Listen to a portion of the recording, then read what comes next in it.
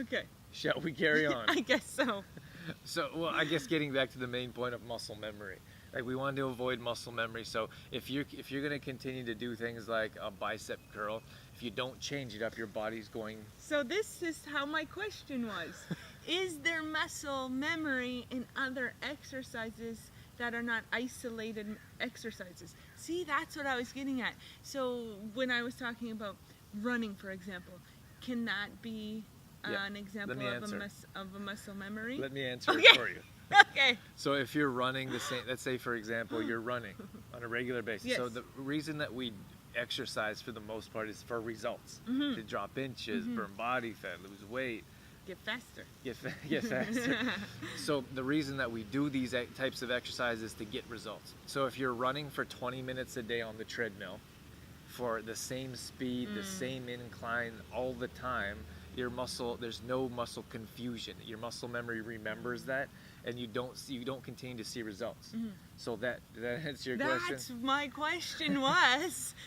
So that's why it's so important to change up your workouts, because your body remembers what you're doing, and there's nothing changing it. There's no other types of movements to make that different to continue to see results. So if you keep doing the same thing over and over again, your body remembers that, and it doesn't have any reason to change and adjust. And it'd be the same with full body workout. If you kept that workout the same every day, right? If your sets, the same sets every day. So if you did squats and then push up and then rows or dips, for example, if you did those same 3 over and over and over, same type of thing, right? That's right. So your body remembers what it's doing because it's built back those muscles stronger in that same sequence. So that's why it's so important to change it up. So, and let me come to nutrition real quick, because we always talk about nutrition and I have a difficult time not talking about it. So if it's the same thing with breakfast. So a lot of people with breakfast, for example, say, oh, I need to have my toast and eggs every morning. Some people have been doing that for 20 years. Same breakfast every morning. And it's difficult for them to see different results because they're not changing it up. It's the same thing as your as your body and your muscles need muscle confusion. We need to continue to change our breakfast, change our food, change our workouts to continue to see results.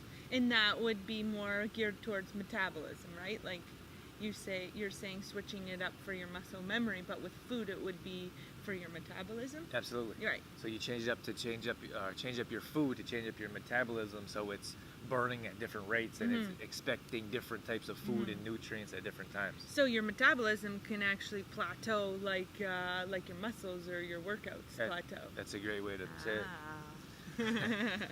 So the things that we can do to change for muscle confusion so we don't reach that plateau. And you said it's interesting that you said your metabolism can plateau. Well, many times our results plateau. And like back in when I was lifting heavy like a bodybuilder, that was like a big concern. Like, what do you do when you reach that plateau when you don't see any results? Maybe you don't gain any more weight or muscle mass, or maybe you don't drop any more inches. That's like a big deal. So people are so afraid of this plateau.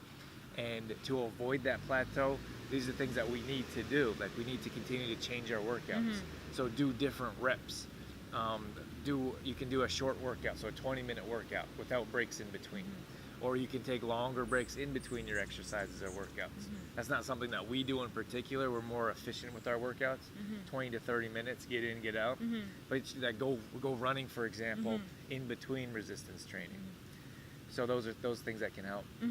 And I just wanted to bring up the point to make sure it's a combination of different things. For example, just running or just doing resistance training, mix and match it up. You know what I'm getting at? I'm not as good as explaining this maybe as you are. Yeah, it's a great point.